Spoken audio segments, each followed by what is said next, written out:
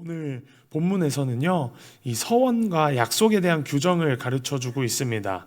하나님은 자원하여서 서원하되 질서 있게 하라고 말씀하시는데요. 서원에도 질서가 있습니다. 서원은 내 마음대로 결정하는 것도 아니고요, 억지로 하는 것도 서원이라고 말할 수 없습니다. 본문에서 말하고 있는 이 서원, 히브리어로 네데르라고 표현하고 있는데요. 이것의 표현은 내가 가진 것의 일부를 거룩하게 구별하고 하나님께 온전히 드리겠다라는 약속을 의미하고 있습니다. 그래서 때로는 이 재물이 하나님께 바치는 서원의 대상이 되었고요. 또 때로는 자신의 인생 일부분 혹은 인생의 전체가 서원의 대상이 되었습니다. 하나님께서는 이렇게 서원했을 때, 자원하는 마음으로 서원했을 때 반드시 이행하라고 말씀하셨는데요.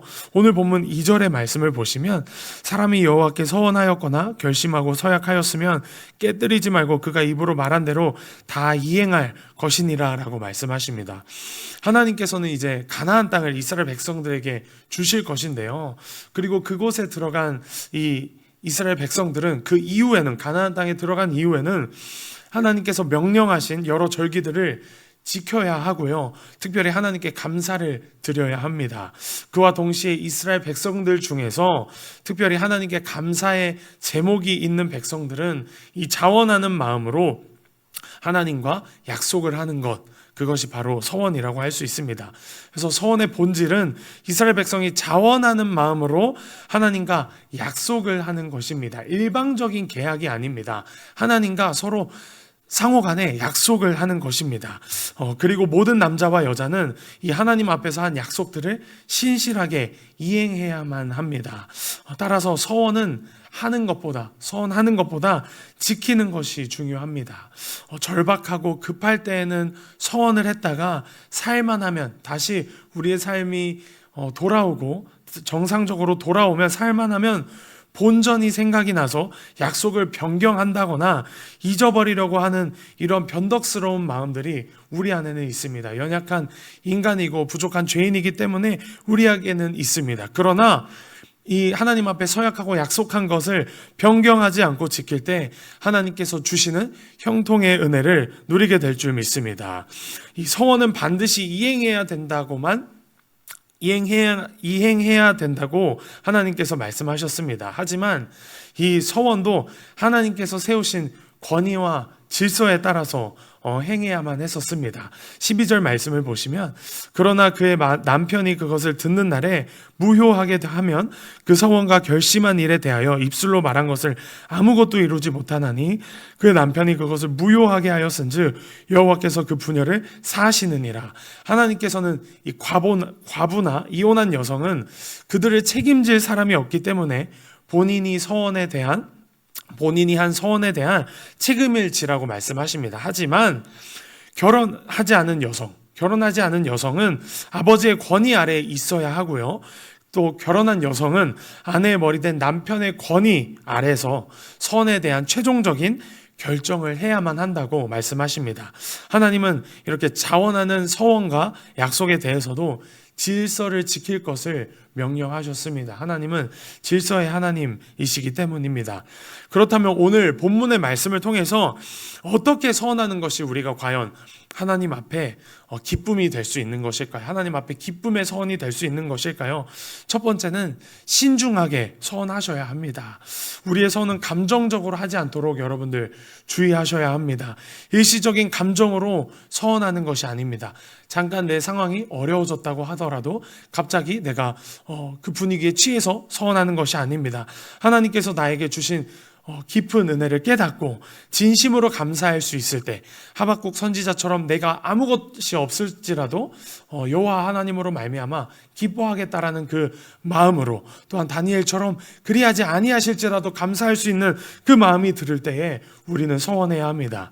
지나친 서원은 오히려 시험이 될 수 있다는 것을 여러분들이 반드시 아셔야 합니다. 그래서 우리는 신중하게 서원해야 될 줄 믿습니다. 두 번째는요, 우리의 고집을 버려야 합니다. 서원하면서 여러분들의 고집을 버려야 합니다. 우리는 항상 영적인 교만과 고집을 조심해야만 합니다.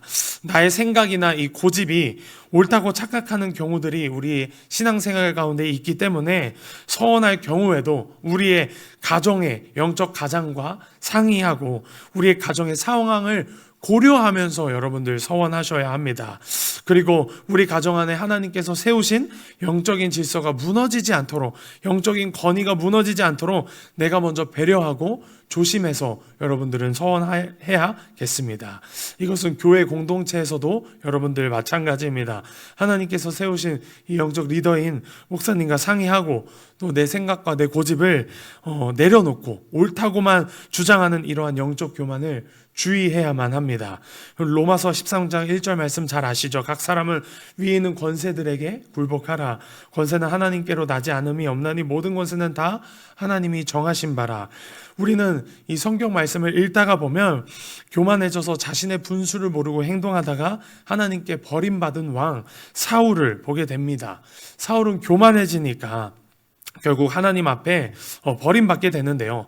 자기가 해야 할 것과 하지 말아야 할 것은 분별하지 못하고 하나님의 질서를 무시하는 모습을 보게 됩니다. 하나님은 질서의 하나님이십니다. 하나님의 질서를 무시한다는 것은 결국은 하나님을 무시한다는 것과 같은 말입니다. 하나님은 불순종하는 사람과는 함께 일하실 수 없습니다. 하나님께서 세우신 질서에 순종하고 하나님의 말씀에 순종하는 사람과 하나님은 함께 하시고요. 하나님께서 형통하게 해주시고 하나님의 뜻을 이루어 가신다라는 것을 여러분들 잊지 않으시길 바랍니다. 따라서 내가 서원했을 때 가족이나 그리고 교회 공동체에 어떠한 영향을 미치게 되는지 반드시 여러분들은 생각하시고 서원하셔야 합니다. 감정에 취해서 서원하는 것이 아니라 생각하고 서원하셔야 합니다.